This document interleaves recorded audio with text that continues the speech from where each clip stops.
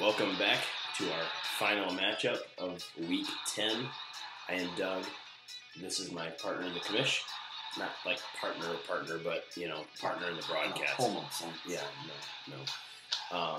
Anyway, we've got the 6-3 Bees versus the 4-5 Doughboy. Anyway, let's get right to it. Phillip Rivers against Philadelphia. Joe Flacco against Cleveland. Cleveland is a terrible team. Yes. And Phillip Rivers is going up against a team that has the most interceptions this year, as far as against quarterbacks. So, do you risk it and run Phillip Rivers? If you do, are you nervous? And if you are nervous, are you so nervous that you're putting Carson Palmer in the game? Yes, I am nervous, but not that nervous. I don't really love playing against either one of the Pennsylvania teams defensively. But you got to roll with what's gotten you here so far, and it's the Rivers. Okay. Having said that, Flacco's got a much better matchup. Okay, D'Angelo Williams against Atlanta. And you also have Ray Rice in Cleveland and Willie Parker. I don't know about you, but I'm sorry, I forgot about Frank Gore as well against Chicago.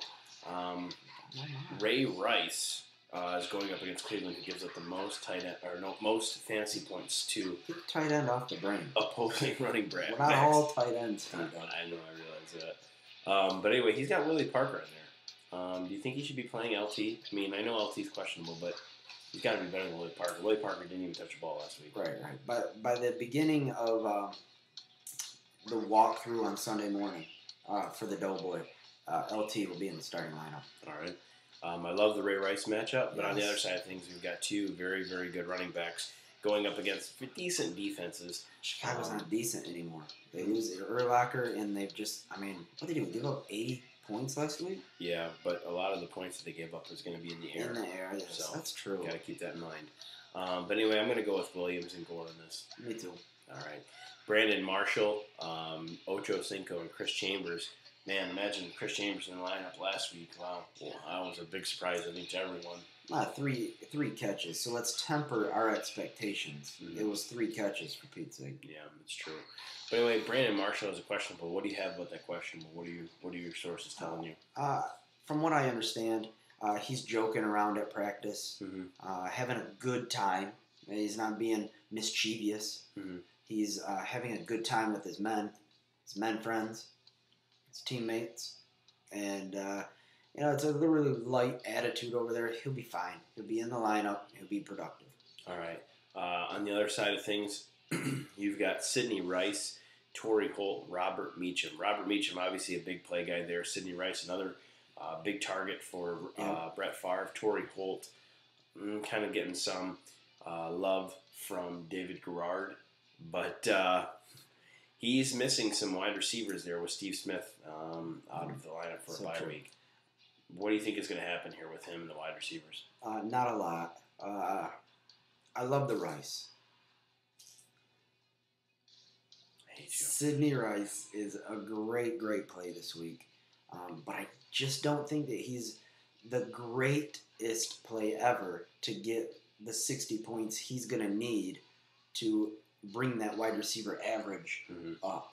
Okay. So I like Rice, and that's it. All right. On the wide receivers, Brown Rice. You're gonna. I don't like white rice. You're gonna go with Bees in this one, I'm assuming. I'm going with the Bees. Okay. Tight end Tony Gonzalez, Vernon Davis, and should be pretty good matchups. Even. The Gonzalez is going up against Carolina. They don't give up as many touchdowns as Chicago does to opposing tight ends. I'm going to go with Vernon Davis in this.